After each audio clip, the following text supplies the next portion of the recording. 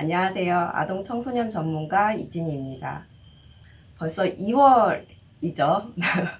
아까도 얘기했지만 학교 운영이 다 다르다 보니까 이제 겨울방학이 끝나고 이제 개학을 한 곳도 있지만 아직 겨울방학 중인 곳도 있을 것입니다. 그러나 3월이면 이제 새학기, 새학년이 시작되는 이때 가장 많이 이제 새학기, 새학년을 맞이하는 이제 준비를 하게 되는데요.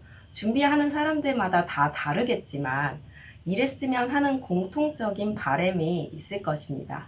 바로 공부입니다. 여러분은 자녀가 이제 공부를 잘하기를 원하시나요? 이번 주 제21회 청소년 포럼 주제는 자녀가 공부를 잘하길 원한다면입니다. 부모님들이 이제 자녀를 양육을 하면서 이제 가장 관심을 갖는 것 중에 하나가 바로 공부죠. 그런데 청소년들도 이 공부에 관심이 있다라는 것을 알고 계신가요? 이렇게 이야기를 하면 네 집 아이 이야기인지 막 부러움이 샘솟을 것인데요. 그러면서 우리 아이는 공부에 관심이 없고, 그리고 공부를 하기 싫어하고, 그리고 공부라고 얘기만 해도 막 도망가기 바쁜데, 공부에 관심 있는 이 청소년들은 극히 일부죠 라고 이야기를 하십니다. 하지만 극과 극은 통한다는 말이 있죠.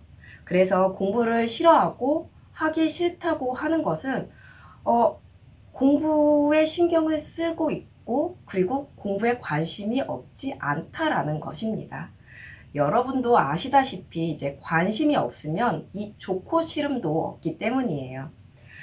실제로 청소년들이 가장 스트레스를 받고, 그리고 고민이 많고 어려움을 겪는 것 중에 1순위가 대인관계의 어려움이고, 2순위가 학업, 공부라고 합니다. 부모가 보았을 적에는 막 학교만 그냥 왔다 갔다 했지 아무것도 하지 않는데 스트레스? 웬 스트레스? 라고 생각을 하면서 온종일 게임이나 인터넷을 하고, 그리고 책 한 번 펼쳐보지 않는다고 걱정을 하기도 하죠. 그리고 또 여기에서 이제 도대체 이 아이가 나중에 커서 자기 밥벌이나 할 수 있을까? 아니면은 생각이라는 것이 있는 걸까? 그리고 도대체 뭐가 되려고 저러는 걸까? 라고 이렇게 걱정이 꼬리를 물게 됩니다. 그러면서 또 어떻게 하면 우리 자녀가 공부에 관심을 갖게 할 수 있을까도 고민하게 되죠. 반면 자녀도 공부를 해야 한다는 것은 알고 있습니다. 알고는 있지만 공부 자체가 스트레스이다 보니 자꾸 피하고 싶습니다. 그리고 공부가 아닌 다른 것으로 시간을 보내려고 합니다. 이러는 자신이 처음에는 좀 싫다가도 반복되면서 점점 익숙해집니다. 자녀가 처음부터 공부를 싫어했을까요? 곰곰이 생각해 보면 자녀가 처음부터 공부를 싫어하지 않았을 것입니다. 호기심을 갖고 알아가는 재미가 있었을 때가 있었을 것입니다. 또한 이제 부모님이 이제 자신이 공부하는 것을 좋아하는 모습에 또 공부를 지속하기도 했었습니다. 그러나 문제는 점점 난이도가 높아지면서 이제 스트레스가 발생한다는 것입니다. 처음에는 쉽고 재밌어서 이제 좋았는데 난이도도 높아지고 해야 할 것도 많아집니다. 스트레스는 날이 갈수록 이제 쌓이게 되고, 그리고 그러다 보니 이제 기분 전환을 하고자 게임이나 인터넷 등을 하다 보니 며칠씩 이제 공부와 멀어지게 되면서 지금의 상황에 이르게 됩니다. 나름 큰맘 먹고 공부하려고 했었던 적도 있습니다. 근데 그때 때마침 엄마가 이제 공부하라는 잔소리에 공부하고자 했던 그 마음이 싹 다 사라져 버리고, 이제 엄마 때문에 공부를 하지 않는 것이라고 막 핑계를 대면서 합리화를 내세우게 됩니다. 한 번쯤 들어보셨죠? 엄마 때문에, 그쵸? 이에 대해서 부모님은 이제 답답해하고 어려움을 겪게 되는데 그럴 필요가 전혀 없습니다. 청소년들은 이 시행착오를 겪으면서 생각 기준을 만들어가게 되는데 아직 이제 만들어지는 것이 아니라 만들어지는 과정에 있기에 자신이 생각했던 것과 다를 경우 생각의 오류에 빠지기가 쉽고 또 이를 다른 것으로 막 핑계를 댑니다. 그래야 자신이 하지 않은 것에 대해서 조금이나마 죄책감으로부터 이제 빠져나올 수 있기 때문이죠. 이를 또 달리 보면은 그만큼 이제 부모가 편하고 이제 가까운 관계라는 것입니다. 여기에서 중요한 것은 이제 모든 노력에는 필히 스트레스가 발생한다는 것입니다.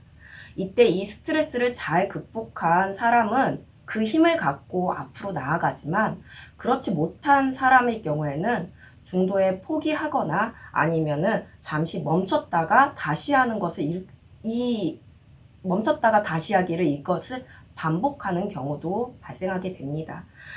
결국 스트레스를 잘 다스려야 이 난관을 극복할 수 있게 되는 것입니다. 성인들도 이 스트레스를 잘 다루지 못해서 이제 어려움을 겪습니다.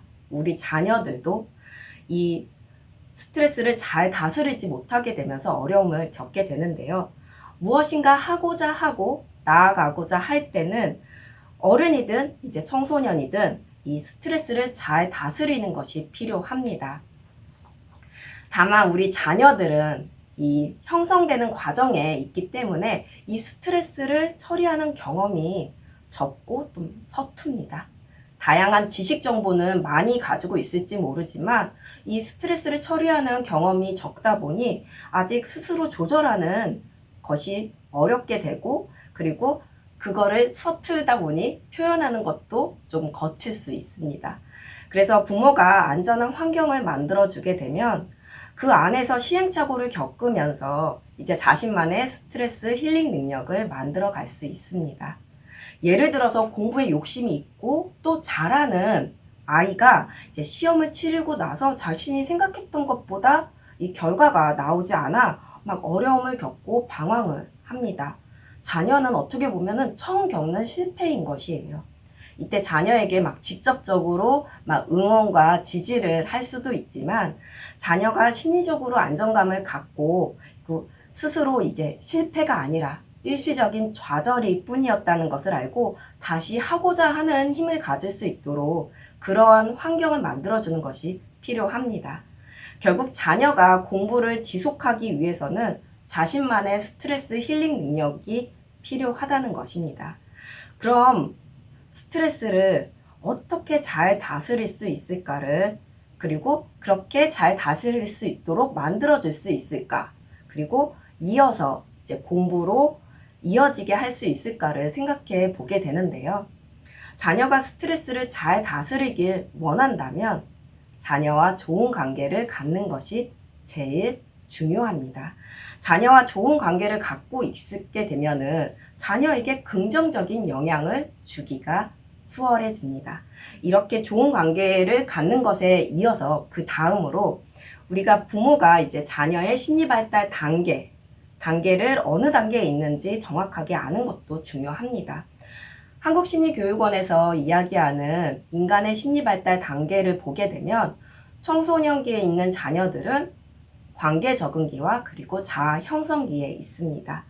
그래서 부모가 자녀의 심리 발달 단계를 정확하게 알고 그에 따른 아들과 딸 양육법을 알고 적용하는 것이 이제 필요하게 되는 것입니다. 좋은 관계더라도 정확하게 알지 못하고 적용을 하게 되면은 영향을 줄 때 부정적인 영향을 줄 수 있기 때문이에요. 예를 들어서 부모 눈에는 이제 공부는 안 하고 막 엉뚱한 것만 하는 것 같아 보인다고 이런저런 지적이나 이제 조언을 하게 되지만 그러면 그럴수록 오히려 상황이 더 악화됩니다.